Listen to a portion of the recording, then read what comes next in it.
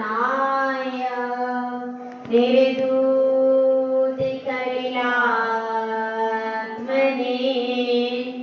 सालोकानां त्रिलोकानां यद् विद्या दर्पणायते यद् विद्या दर्पणायते।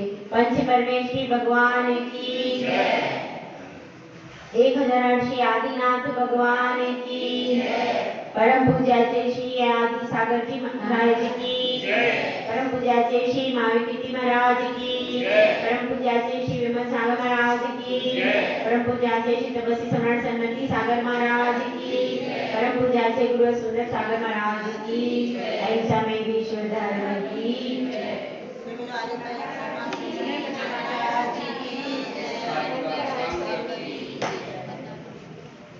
धर्म प्रेमी भव्यात्मा, हम सब यहाँ आचार्य समंतवत सानिकृत रत्नकरण शावकाचार का स्वाध्याय कर रहे हैं।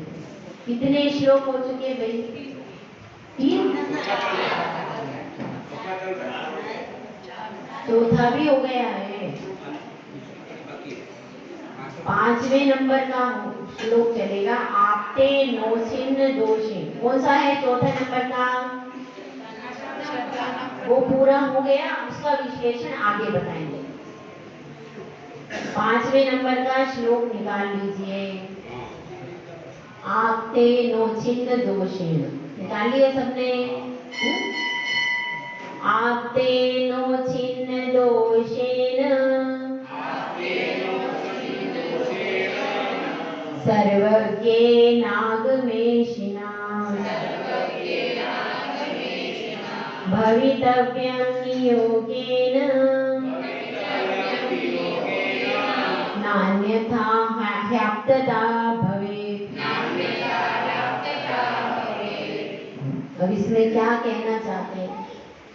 सबसे पहले अपन शब्द की व्याख्या करते हैं। जो संस्कृत शब्द हैं, क्या कह रहे हैं?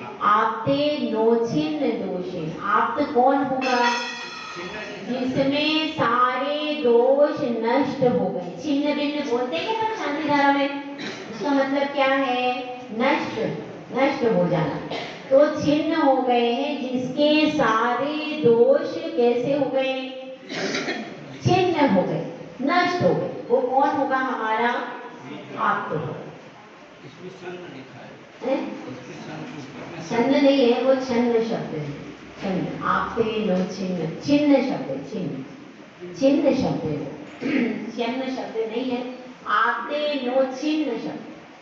आपते नो छिन्न दोष है। जिसमें कोई भी दोष, वो कौन है? हमारा भगवान। ठीक है। अब हम थोड़ा सा लौकिक व्यवहार में चलते हैं कि हम क्या करते हैं। लौकिक व्यवहार में किस तरह से हमारा व्यवहार चलता है। तो देखिए, हम सबसे पहले क्या करते हैं? सुबह हम उठते हैं, ठीक है, और सुबह उठ करके जितने भी दोष होते हैं उन सब का त्याग करके आ जाते हैं। समझ गए आप? ठीक है। जो भी दोषपूर्ण है, जो भी ग्रहण करने योग्य नहीं है, उसका त्याग करके हम आ जाते हैं। उसके बाद क्या होता है? उसके बाद हमारी दिनचर्या शुरू होती है। तो महिलाओं की दिनचर्या कहाँ से शुरू होती है? रसोई घर से। रसोई घर से महिलाओं की दिनचर्या शुरू होती है। तो महिलाएं क्या करती हैं रसोई घर में? रसोई घर में जब अनाज शोधन करती हैं तो उसमें कोई जीव, कोई कंकड़, कोई भी वस्तु, कंकड़ क्या है? दोष है। दोष है ना? यदि चावल में कंकड़ है तो आप क्या करती हो? उसको, कंकड़ को हटा देती हो। अब आप सब्जी लेकर के आते हैं बाजार से जाके। कैसे सब्जी खरीदते? जो सब्जी सड़ी गली हो, बासी हो, वो लाते हो क्या भाई? नहीं लाते। क्यों? वो हम फ्रिज में रख के ताजी हो जाएगी। हो जाएगी क्या? क्यों? वह दोष है उसमें, वह सड़ी गली है, बासी है, उस सब्जी को लेकर के कभी भी नहीं आएंगे। और कैसी चीजें लेकर के आएंगे? इस बात पे एक छोटी सी कथा है, आपको सुनाती हूँ। एक छोटी सी कथा है। एक सास और बहू में झगड़ा हो रहा था। सास और बहू में झगड़ा हो रहा, बहुत देर हो गई। अब झगड़ा इतना बड़ा कि बाहर तक आवाजें आने लगी। तो एक भला मानस बाहर से जा रहा था। उसने सोचा कि क्या करें, वह वहां खड़ा रहा। इतने में एक सब्जी बेचने वाला आया। तो सब्जी बेचने वाला आया तो अब सास ने सोचा भोजन का समय हो गया है, अगर हम लोग दोनों झगड़ते रहेंगे तो भोजन कैसे बनेगा। तो वह कहती है कि जाओ बहू तुम सब्जी ले आओ। तो वो कहती तो वो बहू कहती क्यों, मैं क्यों सब्जी लेकर के आऊं, आप सब्जी लेकर के आओ। आप मुझसे सुबह से झगड़ा कर रहे हो, मेरा दिमाग अब खराब हो गया, आप सब्जी लेकर के आओ। दोनों झगड़ा करने लगे। अब क्या करते हैं, फिर सास सोचती है ये तो नादान है, अभी अभी शादी हुई है, कौन इससे विवाद करे। तो सास सब्जी लेने के लिए कहाँ चली गई, वह ठेले पर सब्जी आती थी। पहले आती थी, याद है आप लोगों को, तो अपन पुरानी बात करें, ठेले पे सब्जी आती, अभी कहीं कहीं आती है सब्जी ठेले। तो ठेले पर सब्जी आती थी, तो ठेले पर से सब्जी खरीद करके धीरे धीरे वहां आ गई सास। तो वहां भला मानस खड़ा था बाहर। कौन खड़ा था, भला मानस एक बार खड़ा था। उस भले मानस ने सास से पूछा कि बहन जी आप क्या कर रही हो। तो वह कह रही कि मैं तो सब्जी ढूंढ इसमें से छांट रही हूँ, तो इसमें सड़ी गली सब्जी भी मिली हुई है और अच्छी सब्जी भी मिली हुई है, तो मैं जो छोटी है, खराब है, बासी है, उस सब्जी को हटा रही हूँ और जो ताजी है वह चुन चुन करके अपनी टोकरी में डाल रही हूँ। तो भला मानस क्या कहता है, वह कहता है कि यही तो मैं आपसे कहना चाहता हूँ। तो पूछती कह रही क्या कहना चाहते हो। तो कहना आप इतनी, आपकी बहू में बहुत सारे गुण होंगे। हाँ मेरी बहू अच्छी सुंदर दिखती है एकदम, जब आई थी तो पूरा मोहल्ला देखने आया, अरे इतनी सुंदर बहू कहीं मोहल्ले में नहीं है, इतनी सुंदर है, बहुत अच्छा गाती हो। हाँ बहुत अच्छा गाती और ज्यादातर शांत रहती, कभी कभी उसका दिमाग पक जाता। तो वैसे उसमें बहुत गुण है, भोजन बहुत अच्छा बनाती है। तो उसने कहा कि फिर ऐसा है जैसे सब्जी छांट ली ना आपने, ऐसे उसके दोष भी छांट ली। अगर हमको घर में रहना, परिवार में रहना, तो क्या करना पड़ेगा, जिसके जो दोष हैं उनको गौण करके रहना पड़ेगा। उन दोषों को गाते रहेंगे तो क्या होगा भाई, विवाद बढ़ता चला जाएगा और दोष खत्म नहीं होंगे। लेकिन एक और बात है, फिर एक बात और भी उठती है कि भाई हमारे बच्चे बाहर पढ़ने को जाते हैं, तो ऐसे लोग भी हैं जिनमें बहुत सारे दोष हैं, जो हिंसा को धर्म मानते हैं, ऐसे लोग भी वहां पढ़ने को आते हैं। तो क्या करें, क्या सब दोषपूर्ण बच्चों के साथ में हम बच्चे को रखें क्या भाई, क्यों उस दो, जैसे हमने सब्जी में से निकाल लिया ऐसे इसमें निकाल लेंगे, लेकिन ऐसा नहीं करना। क्योंकि जब संगति का प्रसंग आता है तो संगति गुणवान की ही करनी है, दोषवान की संगति नहीं करनी है। कहते हैं ना, एक घड़ी आधी में बुनियाद, क्या कहते हैं आगे, रहीमन संगति साधु की हरे कोटि अपराध। संगति तो साधु पुरुष की ही करनी है। लौकिक जनों में भी सबसे पहले संगति किसकी छोड़नी है, जो हिंसा को धर्म मानता है उससे तो आंख उठा करके भी देखना नहीं आप लोगों को, इस बात का हमेशा ध्यान रखो। जो व्यक्ति हिंसा को धर्म मानते हैं उन लोगों को तो आंख से देखना भी नहीं, उनके प्रति भाव आया है माध्यस्थ भावम विपरीत रखो, स्पष्ट आया, हमारे आगम में सब कुछ लिखा है। इसलिए उनके प्रति जब हमको नहीं देखना है तो हमारा बच्चा तो अभी कोड़ी मिट्टी है, उसको यदि उसमें रख देंगे तो क्या होगा, जैसे आप बाजार से सब्जी खरीद के लाए, तरबूजा क्या हो, खरबूजा खरीद के लाए, अब एक खरबूजा उसमें से खराब है और उसमें 10 खरबूजे बहुत अच्छे। अब आपने क्या किया, वो जो अच्छे वाले खरबूजों को उसी खराब खरबूजे के साथ में रख दिया, क्या होगा भाई, वो 10 भी खराब हो जाएंगे।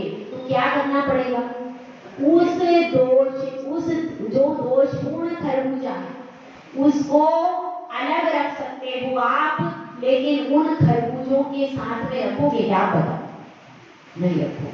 सड़ी गली सब्जी हुए या खराब, कुछ सब्जी बासी है, पुरानी है, खराब है, और अच्छी सब्जी आप लेकर के आए हो नई से ताजी बाजार से, तो क्या आप पुरानी बासी सब्जी में उसको मिला के रखोगे क्या भाई? जब ये नहीं करते हैं तो मेरा प्रश्न यह है कि हम बच्चों को ऐसी संगति में कैसे भेज देते हैं, आप वहां कैसे भेज देते हैं? जब हम सब्जी तो बहुत छोटी चीज है, अगर सब्जी खराब हो गई बाजार से दूसरी मिल जाएगी, लेकिन आपकी बच्चियां अगर बिगड़ गई तो बाजार से दूसरी मिलेगी। सोचने की समझने की बात है कि अपने बच्चों की संगति पर बहुत ज्यादा गहरा विचार करना चाहिए हमको। हम गहरा विचार आज की डेट में करना चाहिए हमको कि हमारे लिए डॉक्टर इंजीनियर बनाना महत्वपूर्ण नहीं है, महत्वपूर्ण यह है कि वह उन सड़े हुए खरबूजों के बीच में ना पहुंच जाए कि जिसके पास जाकर के उसका शील रूपी महान गुण नष्ट हो जाए और वह भी दोषवान हो जाए और फिर अपनी जिंदगी से भी हाथ अंत में धो बैठे।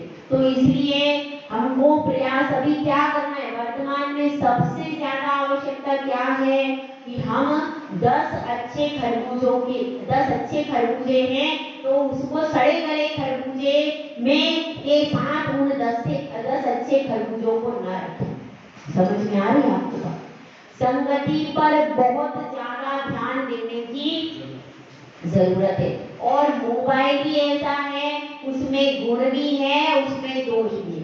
आपने पकड़ा दिया, अब बच्चा उसमें दिन भर क्या देख रहा है, किसको खबर है? आप तो अपने किचन में लगी हो और जो श्रीमान जी वो दुकान में है, ऑफिस में, स्कूल में। अब बच्चे को मोबाइल पकड़ा दिया, अब उसने उसमें गलत चीजें देख ली, उसमें हिंसात्मक चीजें देख ली, वह हिंसा करना सीख गया, झूठ बोलना सीख गया, तो गलती किसकी है?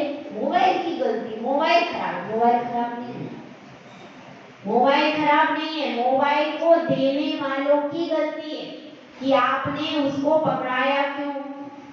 जब एक व्यक्ति 10 जगह गलत फोन कर रहा है, इसमें गलती किसकी है? उसके माता पिता कि उन्होंने ऐसी वस्तु क्यों पकड़ाई कि आज व्यक्ति 10 जगह 10 लोगों को मिसगाइड कर रहा है। तो अच्छाई क्या है, जैसे कि हमारे शरीर में इस उंगली में क्या हो गया, यह उंगली सड़ गई है, इसमें कीड़ा लग गया, क्या करना पड़ेगा? उंगली को काटना पड़ेगा। डॉक्टर कहेगा ये जहर फैल रहा है, यदि आपने उंगली नहीं कटवाई पूरे शरीर में जहर फैल जाएगा और आप मर जाओगे, तो क्या करना पड़ेगा? उस उंगली को काटना ही पड़ेगा। इसी प्रकार से यदि एक बच्चा हमारा दोषपूर्ण है तो उसको अच्छे बच्चों के साथ में नहीं रखना चाहिए। अगर हम रखते हैं तो क्या स्थिति बनती है? वह अच्छे बच्चे भी कभी ना कभी वैसे ही बन जाए। समझ में आ रही बात? इसलिए हम यह घर में बहुत विचार करते हैं कि हमारा बच्चा कहाँ खेल रहा है, कहाँ पढ़ रहा है, लेकिन मोबाइल पे वो क्या देख रहा है इसका हम विचार। कार्टून भी ऐसे आते हैं, उनमें सब हिंसा ही सिखाते हैं। एक तो कार्टून है, कौन सा नाम, उसमें क्या सिर्फ लड़ने के लिए ही जाते हैं। आप देख लो कार्टून में वो शत्रु है उस पे अटैक करने जा रहे हैं, तो क्या सीखेगा बच्चा? उससे सही तो सीख रहा है। बच्चे छोटे बच्चों की संगति पे प्रभाव नहीं पड़ता, ऐसा नहीं है। वह भी यदि हिंसा को देख रहा है तो उसके मन में अंदर हिंसा ज्यादा पनप जाएगी, और पनप गई तो बाद में वह आपके लिए ही नुकसानदेह बनेगी। इसलिए ऐसी चीजों को, मोबाइल को फ्री होकर के बच्चों को नहीं पकड़ाइए। अगर आप पकड़ा देते हैं, उसमें से वो हिंसात्मक कार्टून देख रहा है, अब उसके मन में हिंसा पनप गई। उस कार्टून में सब कुछ झूठ भी सिखाया जा रहा है, हिंसा भी सिखाई जा रही है।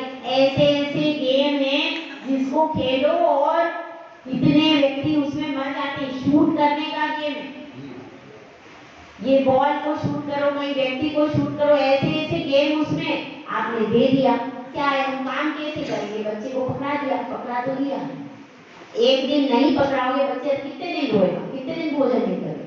अपने आप को लाइन पे हम छोटे बच्चों को दे देते हैं, बच्चे हिंसा करना सीख जाते हैं, कुसंगति में चले जाते हैं। अब उसने दूसरे धर्म का कुछ बोल करके दूसरे धर्म का पढ़ने लगा और बाद में वो बच्चा दूसरे धर्म में ही, उसमें सारी चीजें हैं, इसलिए उसको देना चाहिए, नहीं देना चाहिए।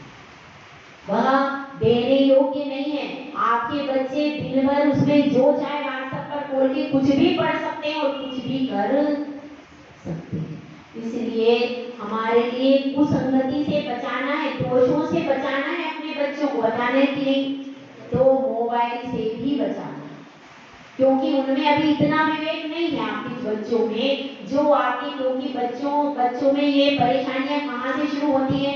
13 साल से, 12-13 साल से शुरू होती है। बच्चा उस समय अबोध है, अब उसको आपने मोबाइल दे दिया, अब उसको इतना विवेक नहीं है कि कौन सा दोष है, कौन सा गुण है इसमें, तो बिन जानते दोष गुण को कैसे तजिए गई, उसमें विवेक नहीं है। अब आपने पकड़ा दिया, अब पता नहीं कौन कौन सी चीजें उसमें देख ली, जो देखने योग्य नहीं है वो भी देख लिया उसने, फिर क्या होगा? फिर वो हिंसा करना, फिर उसकी संगति कुसंगति हो गई। किसको फोन से बात कर रहा है, किसके पास में, किसी ने फोन से किसी ने उसको बुला लिया, चला गया।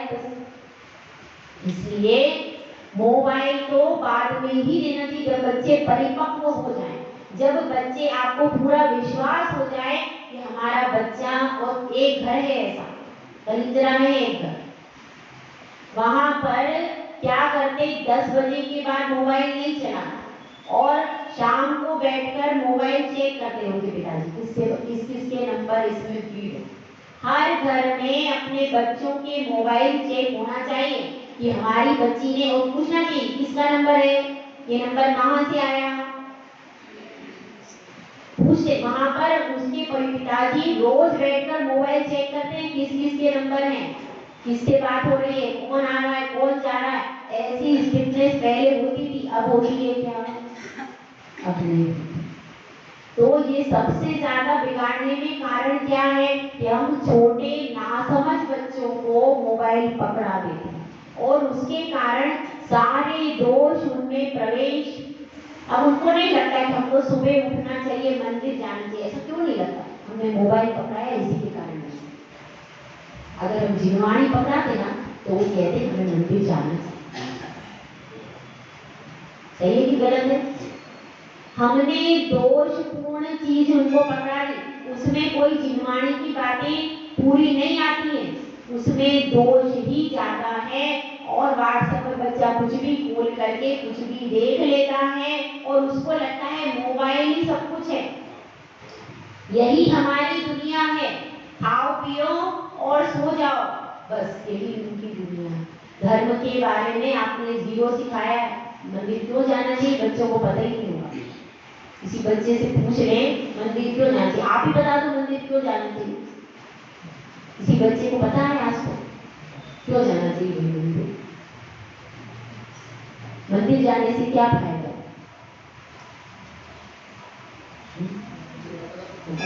आप लोग बताओ, मंदिर क्यों जाना चाहिए? आप बताओ। भगवान के गुणों की प्राप्ति के लिए मंदिर जाना चाहिए। तो अब बच्चा तो ये कह रहा है कि मैं मंदिर में जाऊं तो मुझे देखो खाना पीना मम्मी पापा दे रहे, उसको कोई जरूरत नहीं, अभी कुछ नहीं करना उसको, ठीक है, खाना पीना बढ़िया मिल रहा है, आराम से सोने को मिल रहा है, खेलने के लिए दोस्त है, उसको भगवान बनना नहीं है। तो कहता है मुझे थोड़ी भगवान बनना है, मैं क्यों मंदिर में जाऊं? फिर क्या जवाब दोगे आप बताओ? वह मुझे मुनि बनना नहीं है, मुझे भगवान बनना नहीं है, फिर मैं मंदिर में क्यों जाऊं? क्या जरूरत है मंदिर में? तो बहुत सारी बातें हैं जो कि बच्चे इतने सवाल करेंगे कि आप उत्तर दे, तो हमको साइंटिफिक तरीके से ये प्रूव करना पड़ेगा कि मंदिर जाना क्यों जरूरी है। हम ऐसा कुछ पुरुषार्थ करते अपने बच्चों के साथ कि हमें ये जाओ टिफिन पकड़ो मंदिर जाओ। उनको साइंटिफिक तरीके से समझाएं, उनको आध्यात्मिक तरीके से समझाएं। ऐसा कुछ समझाएं तो हम खुद ही नहीं समझते हैं तो हम क्या समझाएंगे कि क्यों जरूरी है मंदिर हमारे लिए? बताओ, सोच क्या हो आपको? कल के दिन आप सब सोच करके आना कि हम मंदिर में क्यों आना चाहते हैं। ठीक है, अभी इस प्रश्न को इसी तरह रखते हैं। अभी अपन निर्दोष आत्म की बात कर रहे हैं, तो दोषों के बारे में कितने कथन हमारे आगम में आते हैं। सबसे पहले हम लोग एक समाधि भक्ति पढ़ते हैं, उसमें कथन आता है दोषवादी च मौन। अगर आपको समाधि करनी है तो आपको फिर क्या करना चाहिए? दोषों को देखना बंद करोगे तभी समाधि होगी भाई। अगर आप दोष को देखते रहोगे तो समाधि कभी भी हो। इसीलिए समाधि भक्ति में आया। जब आपका समाधि का प्रकरण है, देखो अलग अलग अपेक्षा से अलग अलग बात की जाती है। यहाँ पर प्रकरण क्या है? समाधि का। तो समाधि वाले छपक को दूसरों के दोष देखना चाहिए क्या भाई?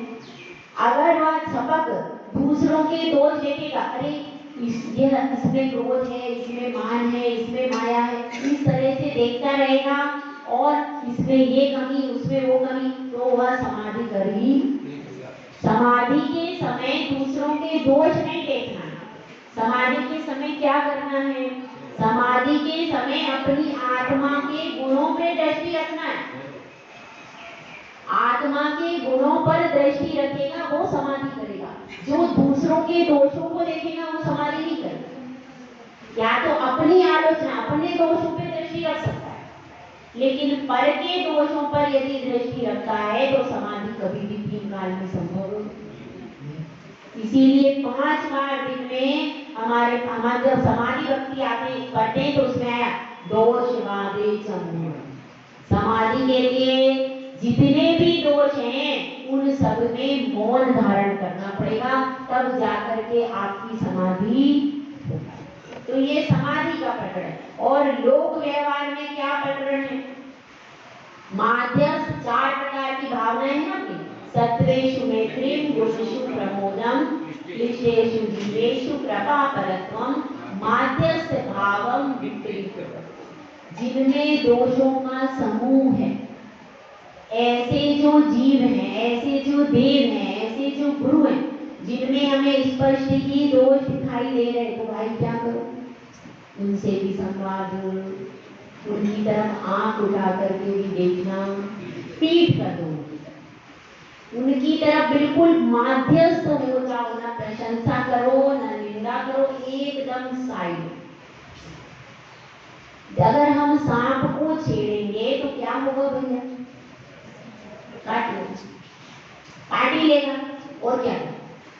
इसका स्वभाव ऐसा ही है, विषु गलना, काटना। तो ऐसे जीवों को छेड़ना भी नहीं चाहिए। अपन छेड़ेंगे नहीं तो फिर वो हमारा कुछ बिगाड़ेंगे नहीं, और छेड़ेंगे तो छोड़ेंगे। इसलिए समझदारी किसमें है? ऐसे विषैले प्राणी और ऐसे दुर्जन पुरुष, इनकी संगति कभी भी, संगति तो करना ही नहीं है। और फिर वह कभी सामने मिल जाए तो माध्यस्थ भाव रख करके आप सामान्य से चले आइए, उनसे उनके साथ में वार्तालाप नहीं करना है। ठीक है, तो माध्यस्थ भाव अपनाना है। किनसे? जो कि दुर्जन है उनके साथ। ठीक है, और दोष के बारे में क्या आया है? तो एक हमारा उपगुण है, आगे इसी में है, आगे उपगुण अंग आया है। और शांति पाठ में हम पढ़ते हैं दोष ढाकू सभी का, पढ़ते हैं कि सबके दोषों को मैं ढकूं, तो वह क्यों कह रहे? विश्व शांति की कामना है यहाँ पर। तो यहाँ पर कह रहे हैं दोष दागू सभी का। जब आपको विश्व शांति की कामना करनी है तो कैसे करोगे फिर? जब संपूर्ण विश्व में शांति चाहते हो तो फिर क्या करना पड़ेगा? सबके दोषों को ढकना पड़ेगा, तब संपूर्ण विश्व की शांति की कामना आप कर सकते हो। यदि आप दोषों को नहीं ढकोगे, दोषों को उजागर कर दोगे तो आप स्वयं ही अशांत हो जाओगे, क्योंकि जिसकी आप निंदा करोगे वो आपको परेशान जरूर करेगा। इसीलिए आया है कि दोष ढाकू सभी का, और यही उपमोहन अंग है। दोषों के बारे में क्या आया? उपमोहन अंग में यही आया है कि दोषों को ढकना चाहिए, दूसरों के दोषों को ढको और अपने गुणों को ढको। इसको क्या कहते हैं? उपमोहन अंग, ढकने का नाम। तो इस प्रकार से दोष शब्द की व्याख्या कई प्रकार से होती है। लौकिक अर्थों में भी हमने समझा और आध्यात्मिक या पारलौकिक अर्थों में भी समझा। तो लौकिक अर्थ में जब हमको कोई दोष को दूर करना है तो उसकी विधि अलग होगी, और जब अध्यात्म की शरण में आएंगे तो विधि अलग होगी। समझ में आई आपको बात? लौकिक अर्थों में दो प्रकार से अपने, एक तो माध्यस्थ भाव अपनाना, स्टार्टिंग में तो माध्यस्थ भाव अपनाना है। और अगर यहाँ अपन चाहते हैं कि हमारा बच्चा शीलवान है, सुरक्षित रहे, तो क्या करना पड़ेगा? जिन व्यक्तियों में गुण हैं उन्हीं के साथ में अपने बच्चों को, अपने परिवार के सदस्यों को रखना पड़ेगा। यदि हम ऐसा नहीं करेंगे तो क्या होगा?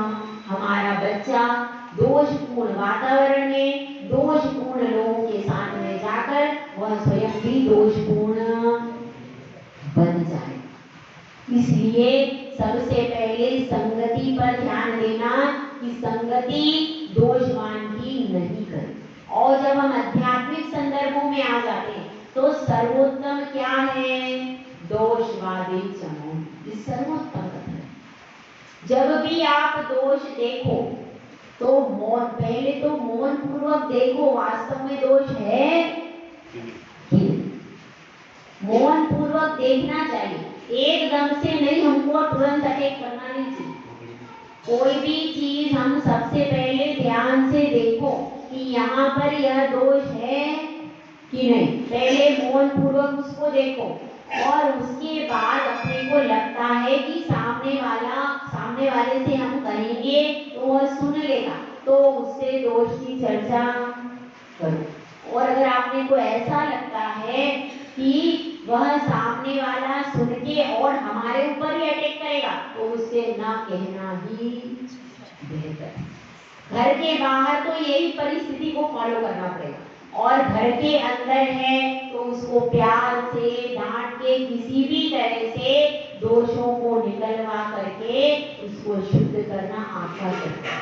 क्योंकि घर में 4 बच्चे हैं, 4 बहुएं हैं, या परिवार के जितने भी सदस्य हैं, यदि एक भी सदस्य बिगड़ गया तो पूरा परिवार एक दिन बिगड़ जाएगा।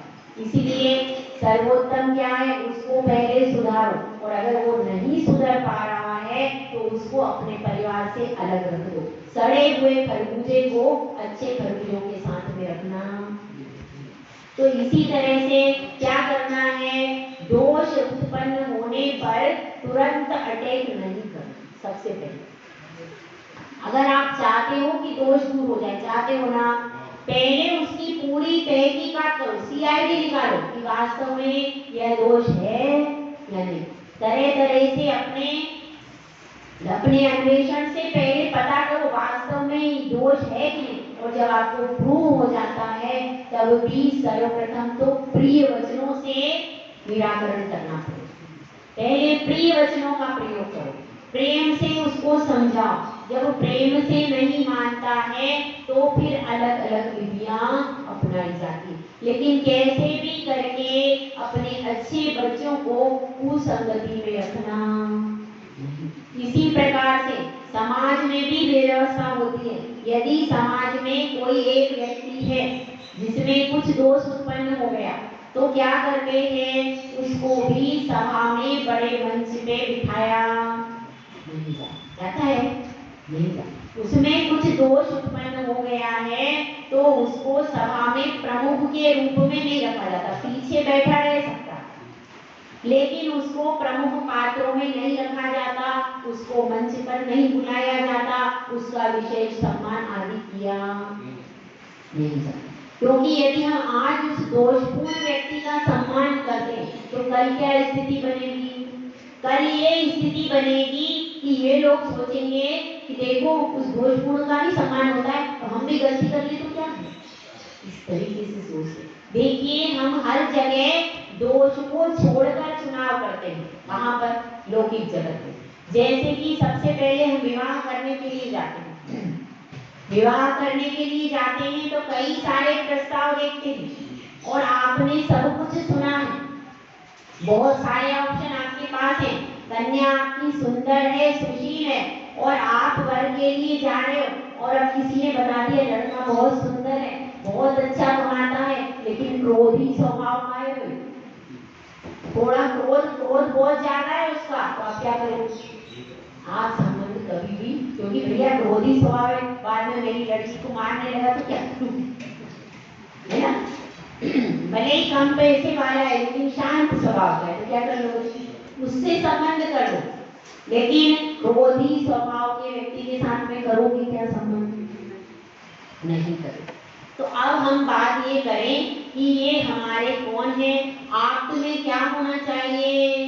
निर्दोष होना चाहिए। और वह दोष कौन कौन से हैं इसका कथन आगे आएगा। अभी हम थोड़ी सी और चर्चा कर लेते हैं कि अपनी बात चल रही है निर्दोष की, तो किसी ने कहा कि एक केवल निर्दोष लक्षण भी तो आप रख सकते हैं। आपके 3 लक्षण बताए ना, इसमें पहला कौन सा बताया? आपसे नोचिन्ह दोषी। दूसरा बताया सर्वज्ञ होना चाहिए, दोषों से रहित होना चाहिए, सर्वज्ञ होना चाहिए और आप विष्णा यानी हितोपदेशी होना चाहिए। 3 लक्षण बताए, इनके बिना नान्यथा ह्यक्तता भवे, इनके बिना आप्तपना नहीं होता। तो अब किसी ने यहाँ पर प्रश्न किया, क्या प्रश्न किया कि एक ही लक्षण रख सकते हैं ना निर्दोष? एक लक्षण भी तो रख सकते हैं ना, रख सकते हैं कि नहीं? बताइए क्यों? एक रखने में क्या दोष है? बताइए आप, क्या दोष है एक रखने में? भी पढ़ क्या?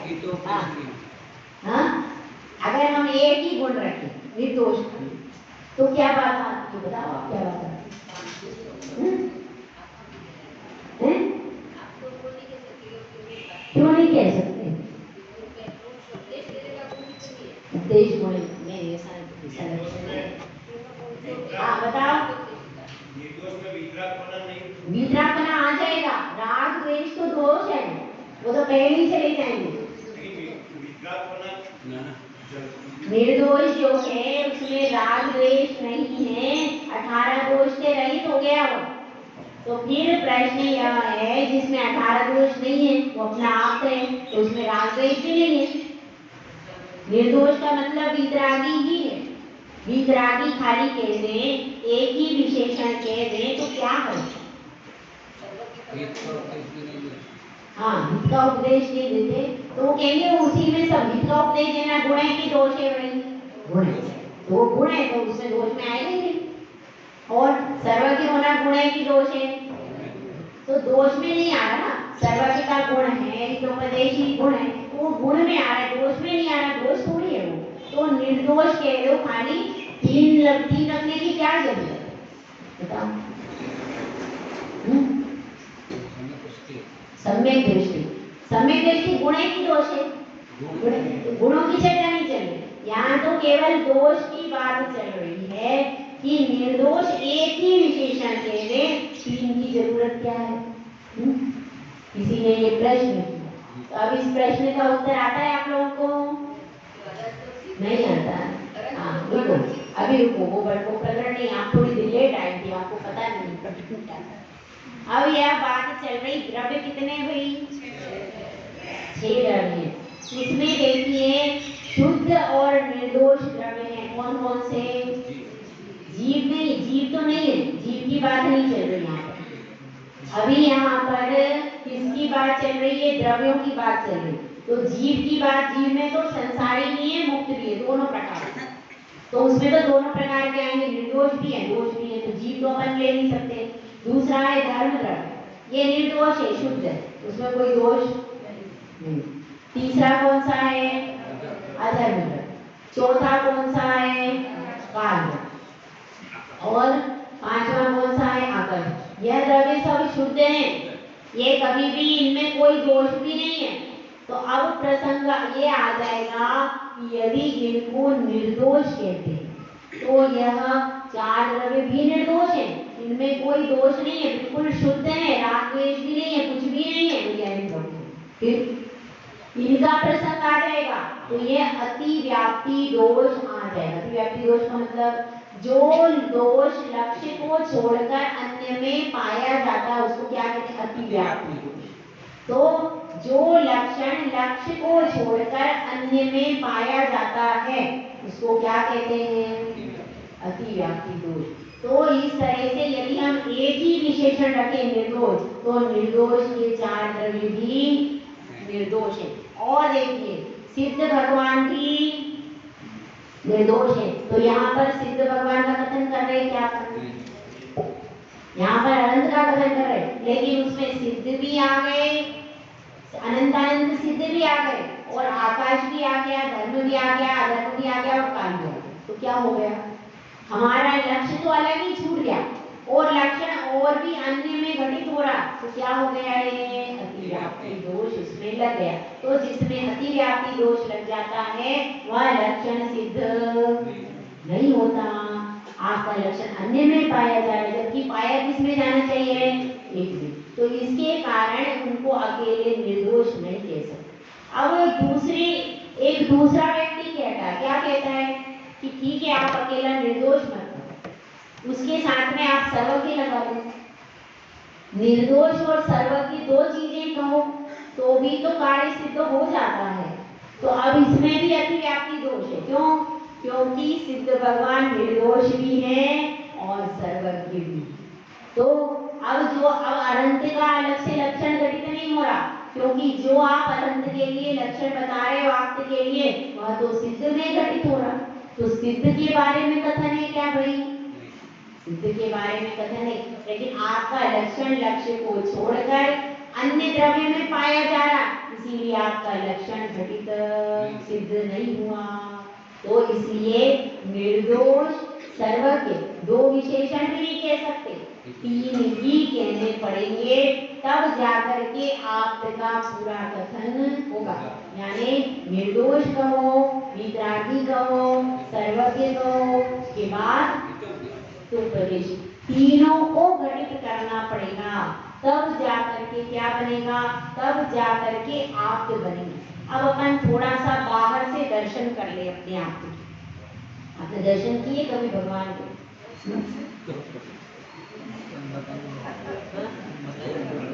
चाहे मैं 5 मिनट में दर्शन करवा देती हूँ, भगवान का दर्शन करवा देती हूँ आप लोगों को। भगवान के दर्शन कैसे कर सकते हैं अपन, उसकी विधि है। बाहर से दर्शन करना है कि भगवान निर्दोष कैसे हैं, उसके निर्दोष भगवान के दर्शन करने हैं, ठीक है। अब भगवान का मस्तक है तो भ्रकुटियां कभी, भगवान के बाल कैसे हैं? घुघराले बाल हैं, और वे बाल कभी भी सफेद, तो उनमें जरा रूपी दोष नहीं, तो दोष से रहित हो गए। उसके बाद भगवान का मस्तक, अभी बाहर से दर्शन कराना, बाहर भगवान का मस्तक कभी भी उस पे बल पड़ते हैं क्या? क्रोध आता है, चिंता होती है, एकदम निर्दोष मस्तक है, उसमें कभी भी बल पड़े हुए भ्रकुटियां तनी हुई होती है क्या? अन्य देव में भ्रकुटियां तनी हुई होती है कि नहीं? होती है, लेकिन हमारे निर्दोष, आप ये दोष है कि गुण है? दोष है।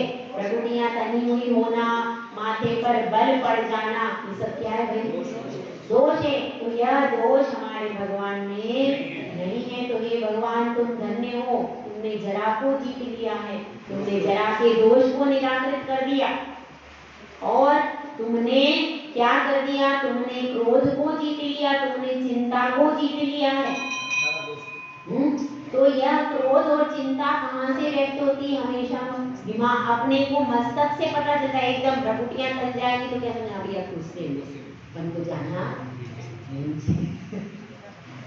अग्नि में हाथ क्यों डाले। लेकिन भगवान कैसे एकदम उनकी भ्रकुटियां एकदम सरल है, धनुषाकार है, कभी भी ऊपर उठी हुई विकृत, माथे पर बल कुछ भी। यानी भगवान क्रोध से रहित है, चिंता से रहित है। ये क्या हो गया? यह बाहर के दोषों से रहित है भगवान। हे भगवान आप निर्दोष हो, निर्दोष भगवान के दर्शन करा रहे हो। उसके बाद भगवान की आंखों को देखो कैसी है, नासा दृष्टि भी है, वो तो नहीं, वो कभी भी लाल लाल नहीं होती। और अन्य देवी देवताओं की आंखें कैसी होती गई? आंखें एकदम लाल लाल हो रही हैं और वो प्रहार कर रही है, प्रहार कर रहे हैं किसी के ऊपर, शाप दे रहे हैं, आंखें एकदम लाल लाल हो रही हैं। तो ऐसी लाल लाल आंखें किसकी होती हैं? जो कि क्रोध करता है उसकी आंखें। तो भगवान क्रोध कषाय से रहित, उनकी आंखों को देखकर लगता है। और क्या देख के लगता है? कि भगवान हमेशा अपनी आत्मा को ही देखते हैं, पर द्रव्य को देखते नहीं। पर द्रव्य को देखना भी भाई दोष है, सही है कि नहीं? सब मानते हो इस बात को? सही है। अब घर जाके क्या देखोगे? ये थाली में क्या क्या रखा है? इसमें नमक नहीं है, इसमें मिर्ची नहीं है। तो क्या करोगे आप? संसार वाले लोगों की बड़ी आदत है, क्या करेंगे? वो कभी भी स्वद्रव्य की ओर देखी नहीं पाते। तो परद्रव्य की ओर देखना दोष है, गुण ये हमारा अपराध है। और इसी के कारण अपन संसार में फंसे। क्यों? परद्रव्य की ऊपर दृष्टि है, उनकी परद्रव्य के ऊपर दृष्टि, उनकी अपनी आत्मा के ऊपर ही दृष्टि। ऐसे आंख खोल करके भी भगवान नहीं देखते, उनकी झुकी हुई दृष्टि है, स्वयं में ही दृष्टि है। नासाग्र दृष्टि मतलब उनकी पूरी दृष्टि स्वयं में है, ठीक है। तो यह दोष भी निवारित हो गया। उसके बाद उनके होठ कैसे हैं? उनके होठ कैसे भाई? मुस्कुरा रहे हैं भगवान। भगवान मुस्कुराते नहीं है, वह एक स्वाभाविक है, उनका पूरा सब कुछ स्वाभाविक चेहरा है पूरा। उनके कभी भी ऐसा नहीं होता कि जोर जोर भगवान के दांत दिख रहे हैं। और जो देवी देवता होते हैं उनके दांत भी दिखते हैं, मुस्कुरा रहे, और गुस्से में मुंह भी फूला हुआ रहता है, मुंह फूल जाता है। और क्या क्या होता है, चेहरे पर बहुत सारी चीजें होती हैं। ऐसा भी कहते हैं face is the index of hearth, ठीक है। थोड़ी थोड़ी आती है हमको, तो पढ़ना वढ़ना सब छूट गया, पहले का है बैलेंस चल रहा है। तो अब चेहरे को भी कहते हैं कि अपने मनोभावों को व्यक्त करता है। तो भगवान कभी भी मुस्कुराते नहीं। क्यों? क्योंकि हास्य भी कषाय, कौन सी कषाय? नो कषाय में आता है, हास्य भी कषाय है। इसलिए भगवान बिल्कुल स्वाभाविक होठ की, उनके होठ कैसे रहते? एकदम स्वाभाविक। वह होठ मुस्कुराते नहीं, क्रोध में होठ दांत पीसते हुए नहीं है होठ। ऐसे भी लोग होते हैं दांत पीसना, तो दांत पीसना और तरह तरह से मुंह बनाना। मुंह बनाते कोई व्यक्ति आता है, अच्छा नहीं, मुंह घृणा से मुंह बना लेते, तो वह घृणा, उनके होठों में घृणा नहीं है, क्रोध नहीं है। और कैसा, किसी को चिढ़ाने के लिए भी मुंह बना देते, तो वह चिढ़ाना भी उनको नहीं है। और प्रेम भी नहीं है, रति भी नहीं है उनके होठों में। और क्या नहीं है? शोक भी नहीं है। हाँ, किसी रोते हैं तो मुंह कैसा बन जाता है? रोने के कारण मुंह लटक जाता है, लटका लेते हैं। तो ऐसे मुंह लटका, तो मुंह लटकाए भी भगवान, उनको शोक भी नहीं है, उनको हास्य भी नहीं, उनको रति भी नहीं, उनको ये सारे दोष उनके नष्ट हो गए। तो इस प्रकार से बाहर से भगवान का दर्शन करो। 1-2 मिनट में चावल यहाँ पटके, प्रभु पतित पावन मैं अपावन अब घर में जावन।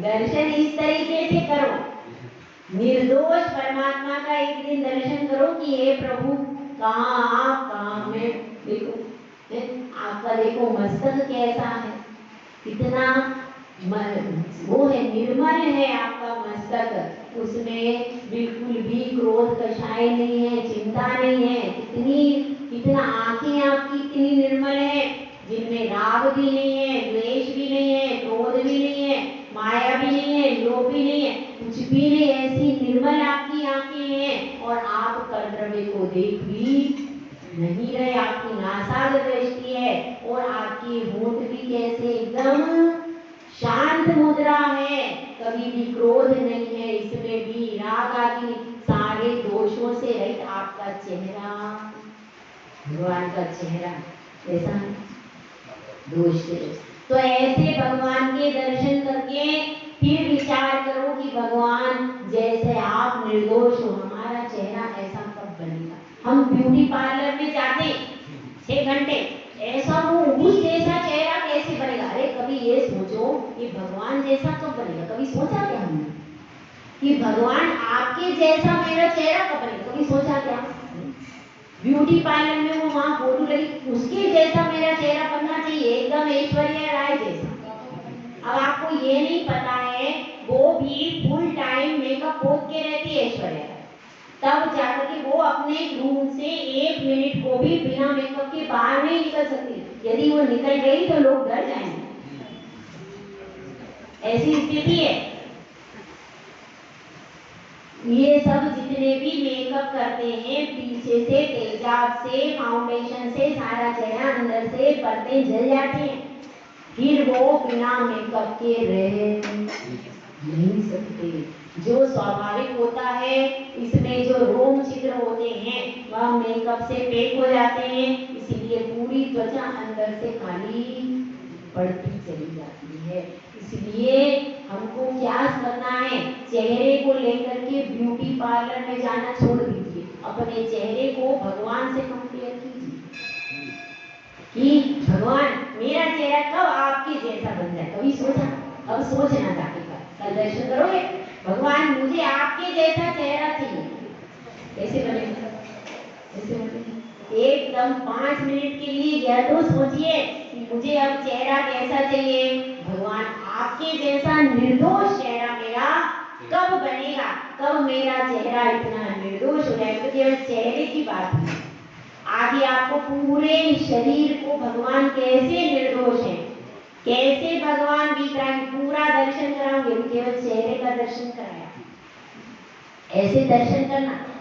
तो अब आप कल भगवान के दर्शन करोगे, सब चेहरे का दर्शन भगवान के करके आना और भगवान से बोलना भगवान आपके जैसा मेरा मुख कब बनेगा, ऐसा भगवान से बोलना। बोल के आओगे, कल सब लोग दर्शन करके आएंगे और भगवान के चेहरे से अपनी तुलना करके भगवान जैसा चेहरा मेरा कब बनेगा, ये भगवान को पूछ करके आएंगे। आ सकते आप लोग, कल करके आओ। तो फिर पूरा दर्शन भगवान का कैसे करना चाहिए इसकी विधि कल आपको और बताएंगे। तो अपना प्रकरण अभी वही चल रहा है, कौन सा, दोष रहित जिन देव जी निज पद दीजिए, हे दोष रहित जिन देव मुझे निज पद दे दो।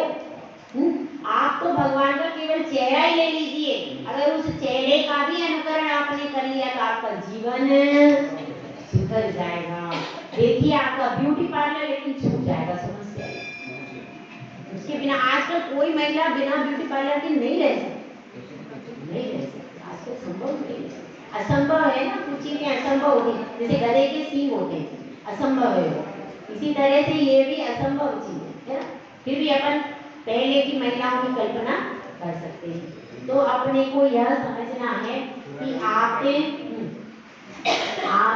नोचिन्ह दोषे, वह आप है जो दोष से रहित है। और दूसरी लाइन क्या है, सर्वज्ञ है और हितोपदेश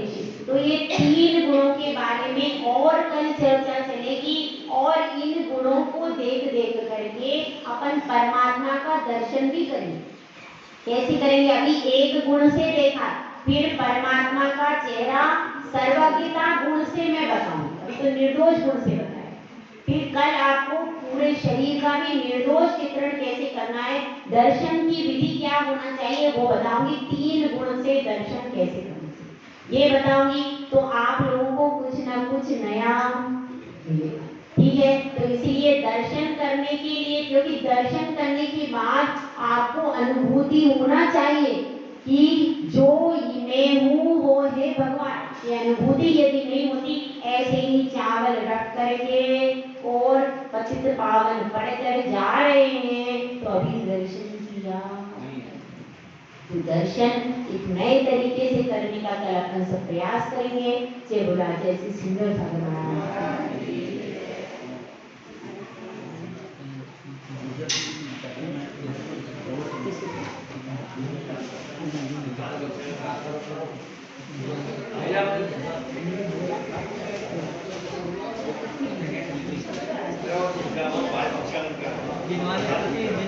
जिनवाणी